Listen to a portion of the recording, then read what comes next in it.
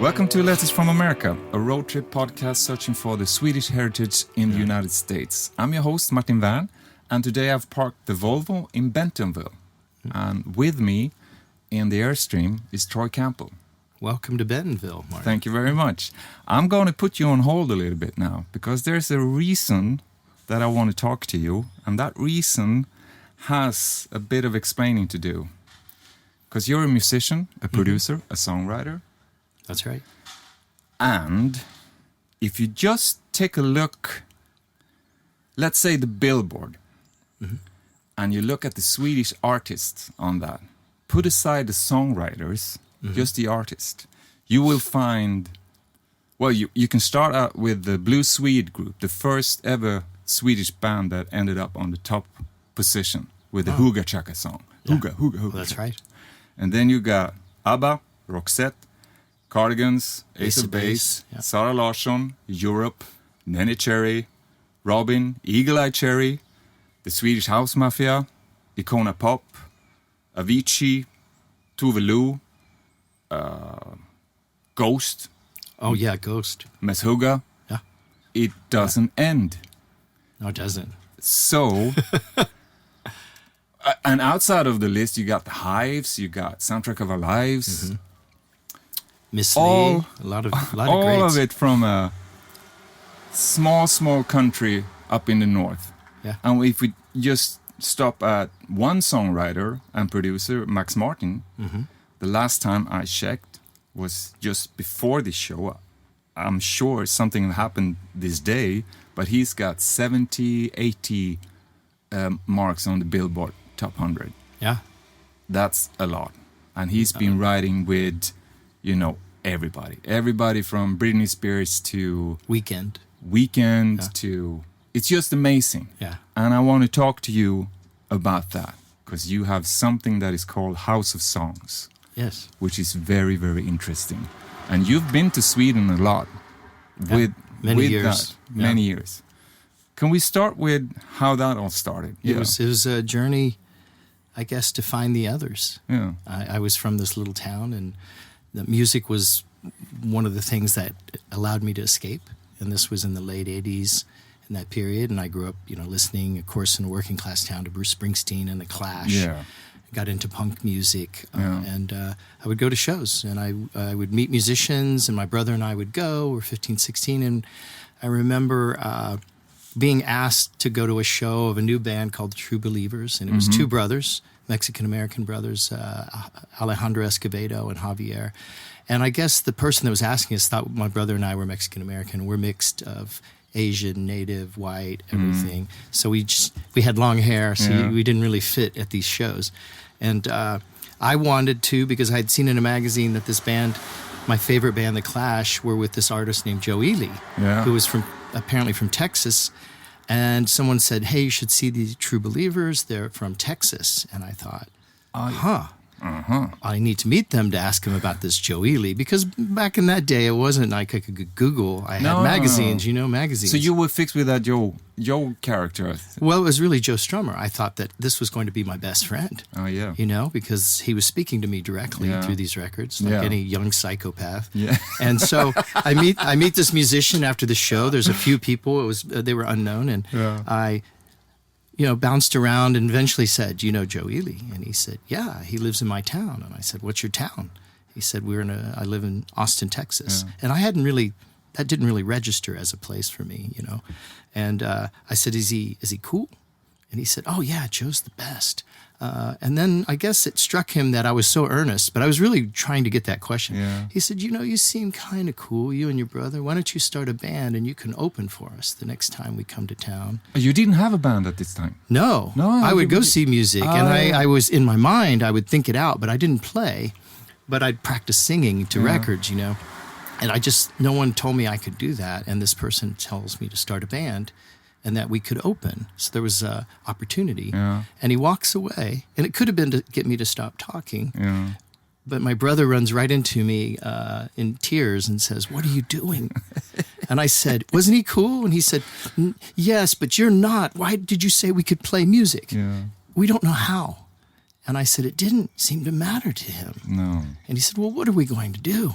And I Start a said, band. I guess we get started. And maybe 18 months, 2 years later, we are opening for him because I got determined. I became the singer, and I could convince others to play with me, and I didn't need much, but they took the lid off, right? It happened. I did it. We had 7 songs, but we opened. But by then I had played a few little shows, and he was so That's surprised. just amazing. Well, he was so surprised. I remember him facing me off saying, so why do you want to be the coolest guy in Dayton, Ohio for? And he, that's sarcasm, but I didn't understand that. No. And I said, I don't know, but I got a cool girlfriend now. And he said, oh, no. You need to come down to Austin, learn to write more songs, and get your butt But kicked. that's like And he invited me to Austin. like a involuntary mentor in a way that just Yeah. sort of puts a finger on a thing for a young kid. You need to. Apparently, do he did this to a lot of people. Like Ryan Adams has the same story with him, and several other really? people's. Yeah. Yeah. And as my brother walks up behind me again, I said yes. And a your brother year or just, so later, after "What's touring, going we're in Austin, Texas, and my whole life changed after that. So you moved It was a it. school, yeah. In '89, as a kid. And it was a very broke town, but there was this music scene. And I just said, I could be whatever I want here. And within 3 years, that's when Bruce Springsteen discovered my band and got a record deal and it never stopped. But it was my endless desire to see the world. Because that is really sort of what we know about you. Your career took a turn when you got Springsteen supporting you in your way. Yeah. The work that you did was supported by him, and then it just exploded. Yeah, and it was overnight. But most of it was we had been working nonstop to try to become something or develop, The jump in a career Yeah. is always seen as the first step for those people who doesn't see the work behind it. Oh, there's a lot of running to get to that There's jump. a lot of running, and there's a lot of falling, and Yeah. there's a lot of things. But we see the jump. You mentioned a poor town or a town that really didn't have much. What do you think? Because there's a pattern there that, at least in my mind, you can see this cultural event or musical band coming from poor towns or industrial towns or towns that are, can you say, forgotten in a way? That Absolutely. Lost towns. Yeah. Why do you think that is?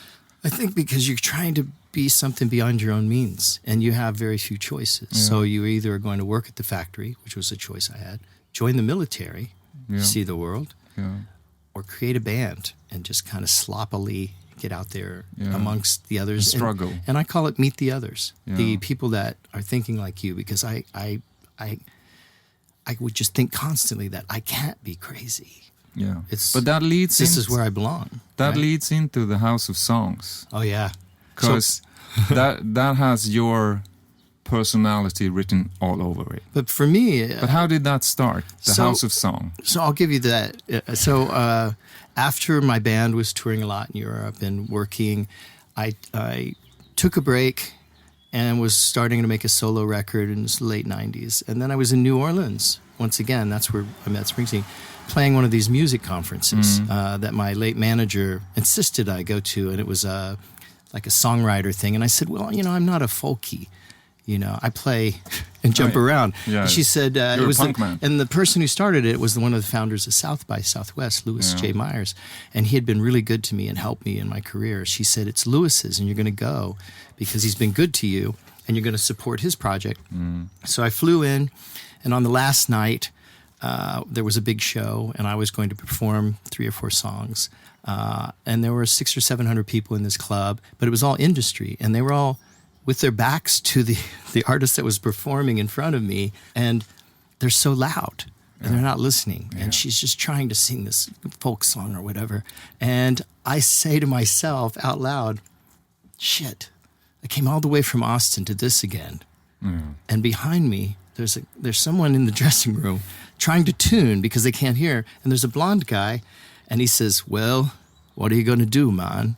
I said, where are you from? That's a crazy accent, man. He said, I come from a little place called Denmark. I have no idea why I'm here.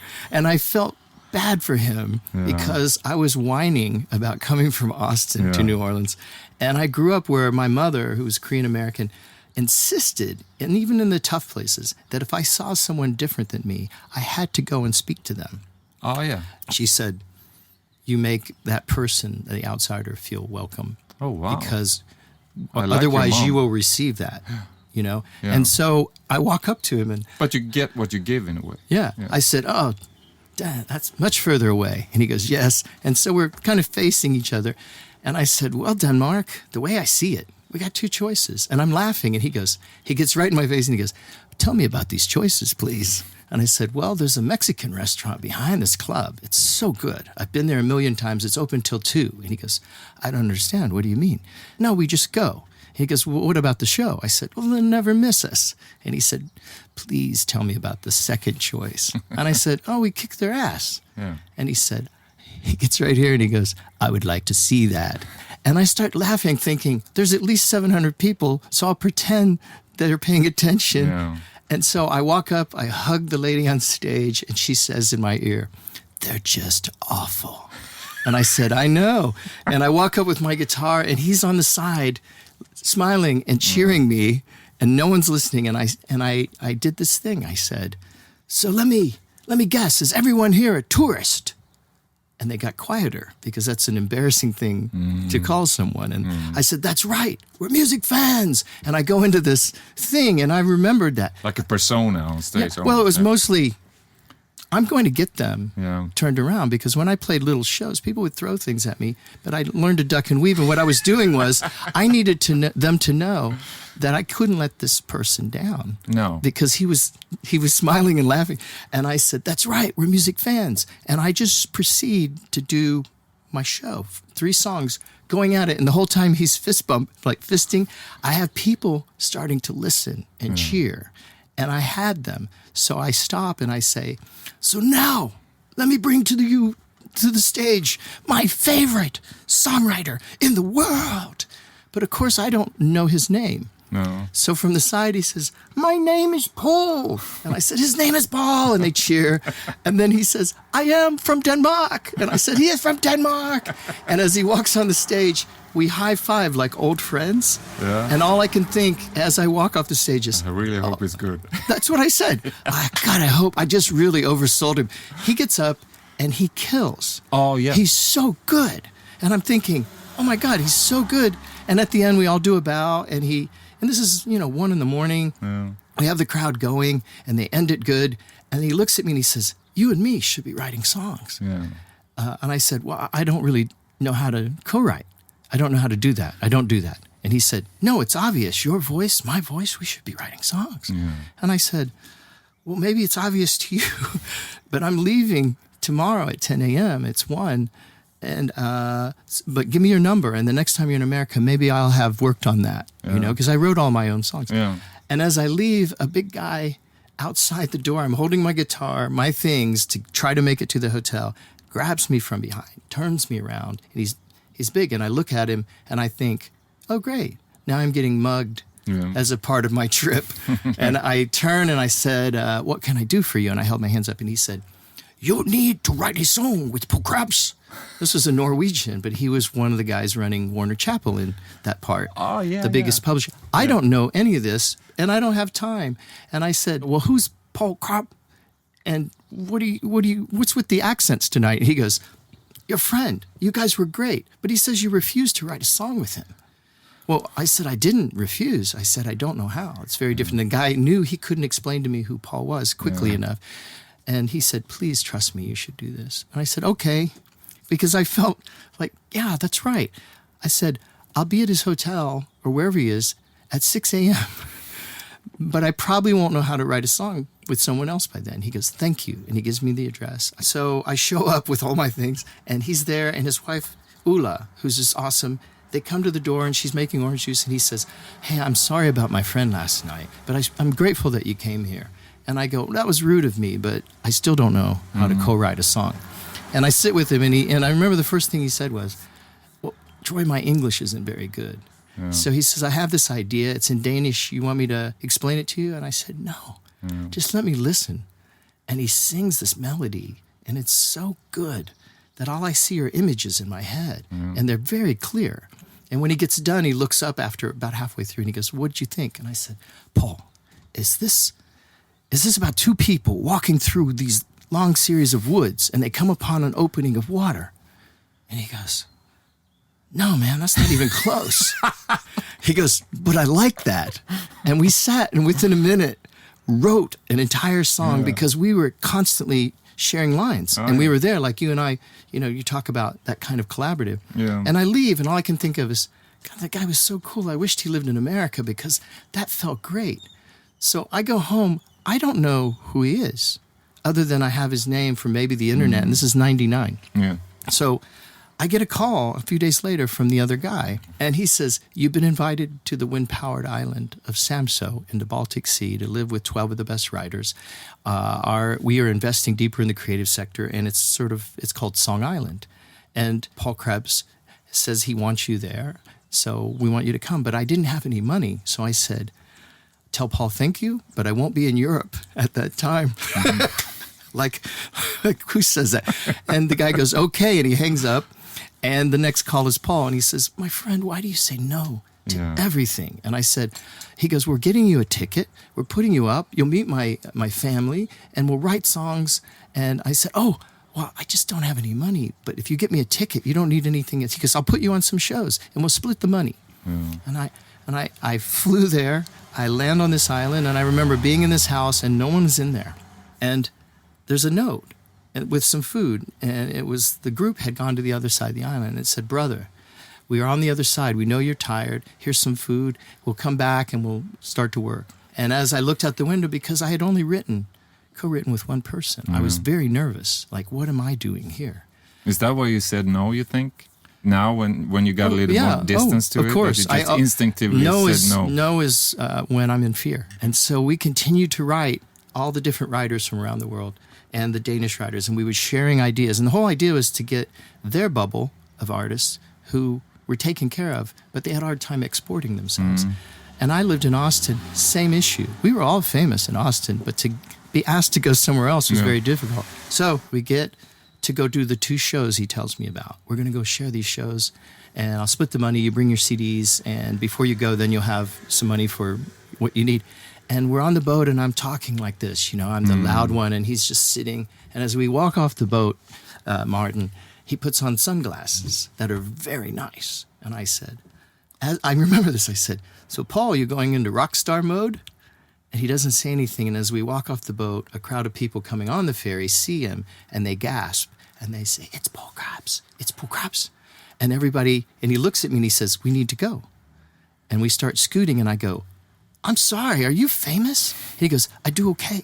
And I said, "No, really, I didn't know." And he starts getting like, "Come on, there's the car, we have to go." And more people start coming. And I like a Beatles moment in a way. Kind of, but in a way, but it was a humble, like, they're not quite running, but they're coming very quickly. And I have my CDs and my guitar, and he says, "Come on." And I said, "I'm sorry, I didn't know." And he goes, "What didn't you know?" And I go, "This? You're famous." And he gets like, his face is red. We get in the car and sit down, and I say, "Just say it." And he goes, "I do really, really, really, really, really, really, really okay." Really okay also. So we go to the venue, and we're driving, and we're not really speaking at that point because I was so surprised because we had written all these songs because I didn't know. So I would just say what came into my head, and he loved it. So when we go, it's a big building that says "An Intimate Evening of Paul Krebs and Friends." And I said, "Paul, are we playing a pub inside this building?" And he says, "No, we're playing the building. It's sold out. I think it's 3,000. I said, "That's intimate?" And we go in, someone takes the guitar, and when we get on stage, and there's Paul, and the crowd's over and over saying, "Paul, Paul, Paul," for a very long time. But he comes and he calms the crowd down, Paul does. And they're cheering, and he's speaking in Danish, and then they're laughing, then they're cheering, then they're almost crying, and it's insane. And he stops, he looks at me, they get quiet, and he says, "So now, let me bring to you my favorite songwriter." He told them the story of what we did, and they went crazy. And after that, time we had a #1 song. We had I became known as the crazy Texan that helped save their guy, and we became very close. So cut to, I'm in Austin during South by working. I was making films and managing Rocky Erickson at the time. And 3 guys in suits come up to me and they say, we're working with the music unions of Denmark. Your friend, we're going to invest deeper in the creative sector in 2009. And we think Austin's going to blow up. And Paul Krez said that you have an idea for our artist. What is it? This is out of nowhere. And all I could think to say was, well, I wouldn't put everybody on an island at one time. I said, I would have a house like I had in the early 90s where everyone shared, and when someone did good, we cheered them.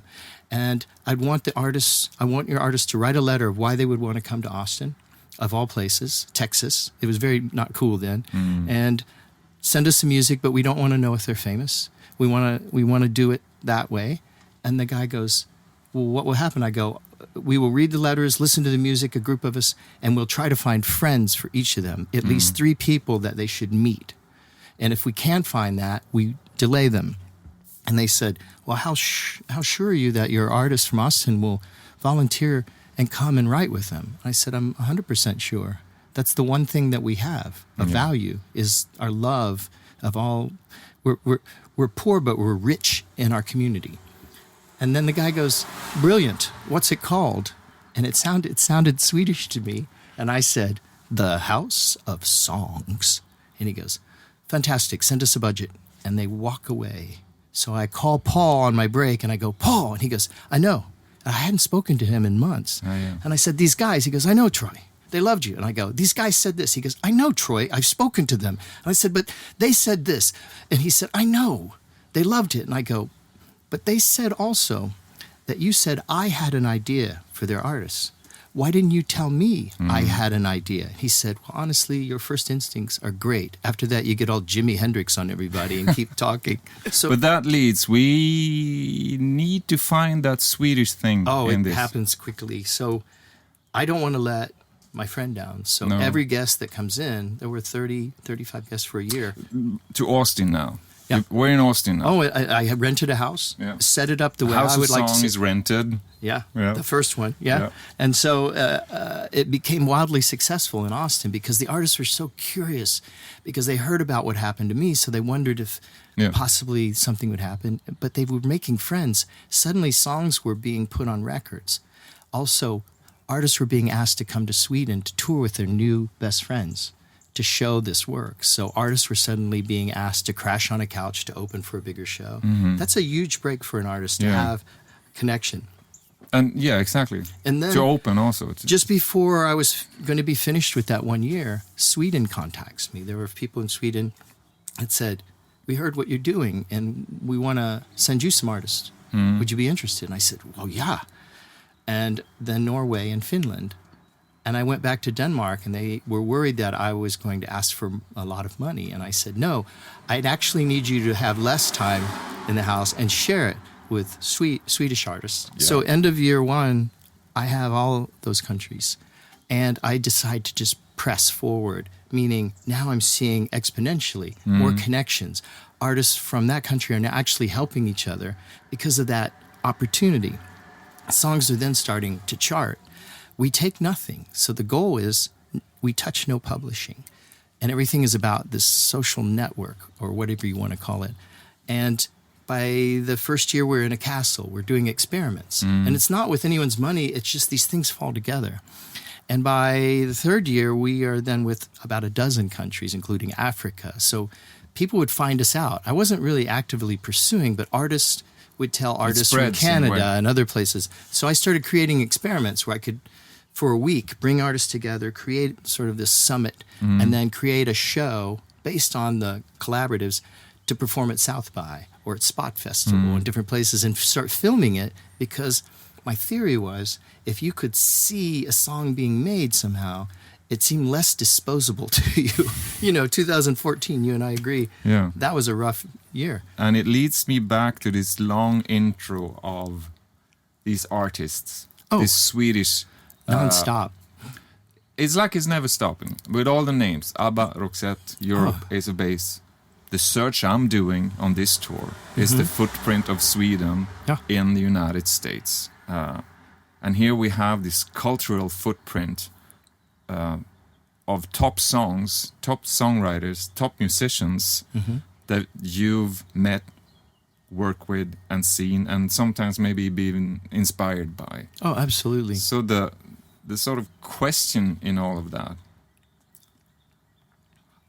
what is it about Swedish songwriting that makes this sort of impression in the world? I honestly believe it's that collaborative. They lead with that. It's never like, we're going to find this. Yeah. It's, we're going to hone this together. We're going to get different people in here. We're going to look at this formula. But that's from years. So that great book about Sweden and the Swedish music explosion, uses the analogy of Bjorn Borg. Yeah. So the person said, when Bjorn Borg came out and blew up, everyone thought everyone in Sweden was an incredible tennis player. That was not true. No. But the moment he did, every kid in Sweden had aspiration. Yeah. And people saw that as an export. So the munis and everyone were investing. Just like with music, there was always the care for the voice in the music. So the proper training, the understanding of how to do things, the conservatory training was all there. So the tools were there in a way. Tools, it just needed to be a little the work forward. ethic and the drive to create something exportable. Yeah. But also, they didn't just try to do it in Swedish. It was, what do we do to reach as many people as we can with truthful music? So when you see folks like Mads Martson and other producers, there are people on down that were learning from that. Yeah. And it opens the door. It's hard work, but it wasn't. And I was lucky enough to get to spend time with Per Sundin, who discovered Avicii and ran, I think, Sony. Yep. And I got to help him in Austin and show him around. I got to learn, and part of it was having that ethic of, well. Do you think there's a different ethic in that creative or the production process? In the places that do that. So if you want to look in America at Motown, Stax. So there was nothing there except cars. But they had a work ethic that we must try to be the best. We will train each other. We will work.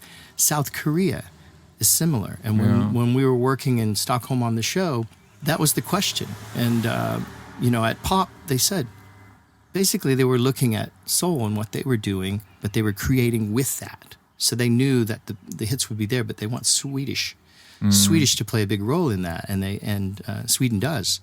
And so when we went to Seoul to film, we could feel that sense of each city is looking at another place. Yeah. And it's not copying, it's aspiration. Yeah. So from a kid to a city, aspiration can drive an entire culture.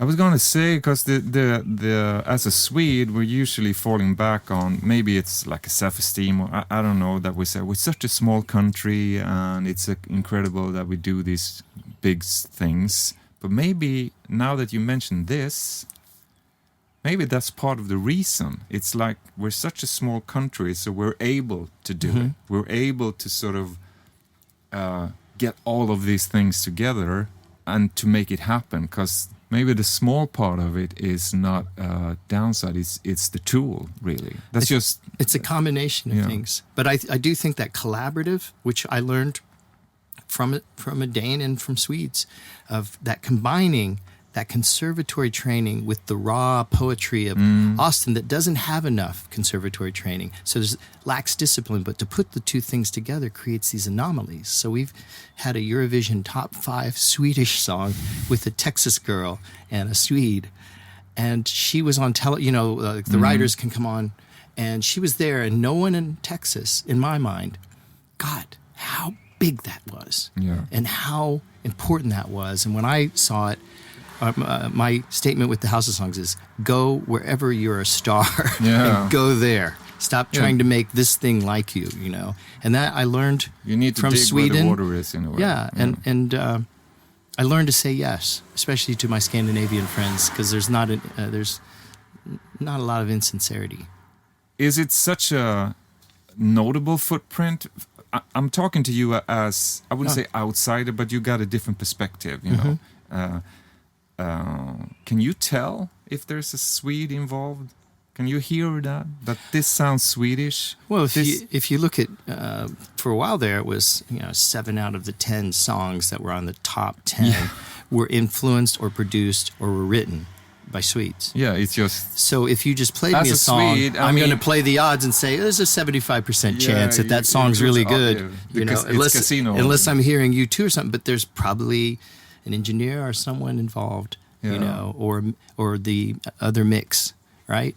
It makes me... Because as you, music is a big part of me. Music is a big part of my life, and it has followed me as a huge... side of what I've been doing. And when I started to do research for this show that we're doing now, this episode, and also so it's like a common knowledge thing. Yeah. All Swedes that are interested in music, we sort of know that we have these artists, but when you start to look at it and sort of go through all of this and how long... It's remarkable. It's remarkable, and it makes me proud to be Swedish in a way, because it's just like this creative engine of and good songs also, like catchy things that just is out there forever in a way. Even the indie music has like The Tallest Man on Earth or Miss Lee, other artists that I'm a big fan of. That's what I meant by in the beginning. But there's an influence. You can feel that the craft is still important, even if it's a Riot Girl crazy thing. It's crafted. Yeah, and that's what I meant in the beginning when I mentioned Billboard. It's just to have some sort of framework. If we're going down that hole, it never ends, because we got people all over, that are the indie part. If I know an artist is from Sweden and we're working on a big project, I try to have a Swedish artist. Yeah. Because I know what will be brought to the table. So I have a big festival in the fall, and then I'm looking at trying to do something in Sweden just before that. With some folks from Sweden, and it's curation, so it's putting this group together to see what can be made with these great ingredients. And one of the key ingredients is having someone that has a sense of, that melodic sense or sonic integrity, combined with other people's, what they bring to make that pie, right? I know that you're not from Sweden. Yeah, but I keep working in Sweden, and it's just because I love talent. Yeah. And so there's a lot of talent there, so I love to see and meet talent. But you're originally from Ohio, which is somewhere on the map. Right about there. Right about there. And now we're in Bentonville, which is somewhere... in the Ozark Mountains. Beautiful place. Yeah. And you spent a lot of time in your life in Austin. Yeah, most of my life. All right. Building my career, I met my wife there. Yeah. And then I came here because of an episode on national television about the house that Swedes were deep in, and it won an Emmy. So the Walton Foundation here, they're a philanthropy group, had been watching me. And they said, we're going to be developing the arts here, and this thing in Austin you've been doing, we just want to know if you think there's even a possibility of that kind of residency working here. And I came up and I brought some Swedish artists, some Native American artists. I brought a nice group to do an experiment here. And I found what I needed, because there was talent, but also there was community. That's the key ingredient. If I go talk to an artist and they only talk about themselves, that's not community. But if they tell me about 3 bands I should check out, that's community. Yeah. So that's what I do secretly, is I go into a place and go see bands and ask them questions. And if they start talking about someone I should check out, then I know I have first ingredient. Yeah. Is that something that you can see, going back, I need to go back to the Swedish footprint of that, because you mentioned the collaboration of Swedish, which, when you're... Well, it adding takes, ingredients to but things. It takes an outsider. I wouldn't call you an outsider. That's what I meant. But someone with another perspective to see what's going on. Yes. It's hard to see when you're in the middle what's actually going on. You just see that as normal in a way. This is how we do things. Well, it's like the house, that we have done so much stuff. Yeah. That's and it seems to never stop. Yeah. And I keep thinking, I'm going to take a break, but it's not me. It's this sort of formula combining the things and having that aspiration together. And then letting artists that we bring in that are new know they matter. And in all of Scandinavia, I learned that, what was really valuable. Yeah. And that is having a community, but also creating something that we can cheer. And so, But I'm gonna force you back to the map. sure. You're from Ohio. Mm-hmm. You lived in Austin. We're in Bentonville. Yeah. Where is home? I'm going to stay here. Austin had most of my life, but I'm raising my children here. And it's such a small place with so much strange anomaly here and nature that I have time and space here. Yeah. It's hard to find on the map. I go back and forth, yeah. Because the map is such a small map. But could you somehow write your signature? Yeah. You can draw a line It out. would be, let's just say the closest is... You can draw a line out and write in the blue if you want. Oh, okay. Yeah. Just above Louisiana. Can I write Bentonville? Yeah. Arkansas.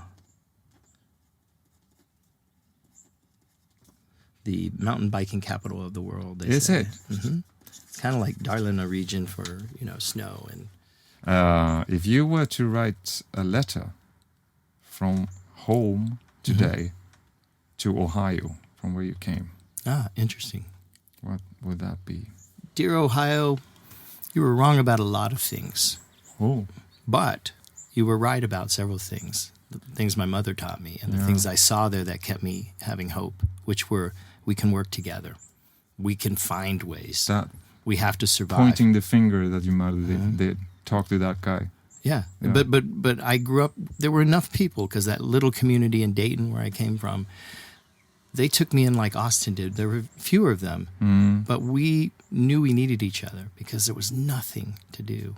Yeah. But some remarkable bands came out of my little area where the Breeders from the Pixies, Kim Deal and her sister, Guided by Voices, a bunch of bands, Brainiac, all came out of there.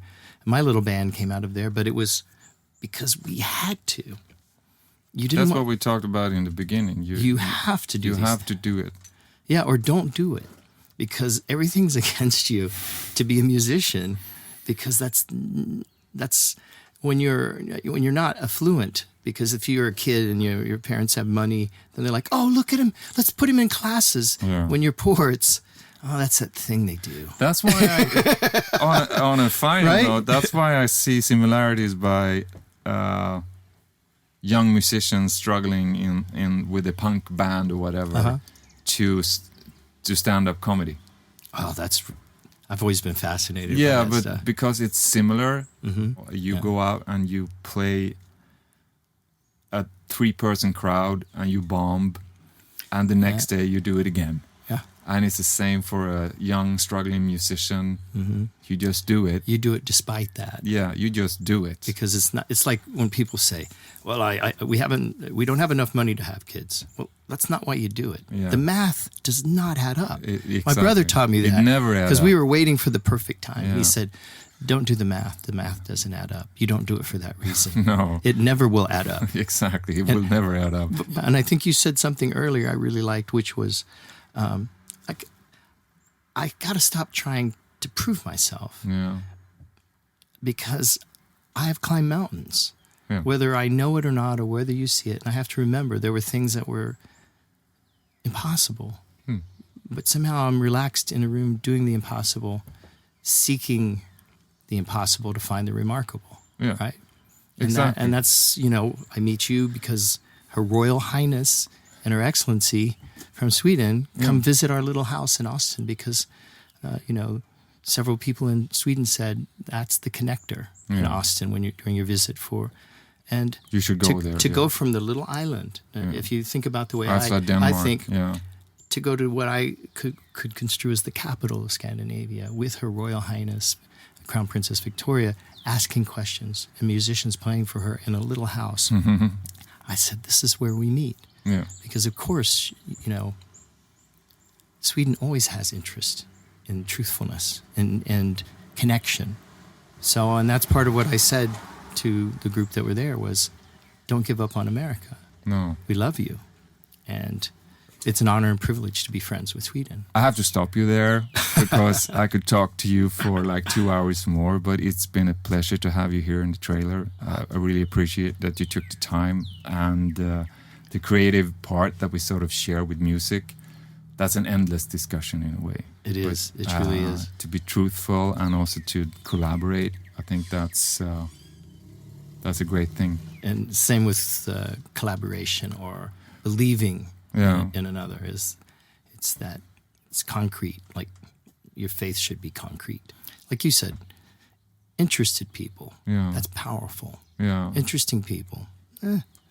It's all over Instagram. Yeah. Is it really that interesting? That's a good thing. Thank you, Troy. Tack så mycket, friend. Tack så mycket. Thank you, Martin. It's been a pleasure. You have listened to Letters from America, a weekly road trip podcast celebrating the Swedish heritage in the United States. Produced in collaboration with the Embassy of Sweden in Washington, D.C., Volvo Cars USA, Volvo Trucks USA, and Airstream.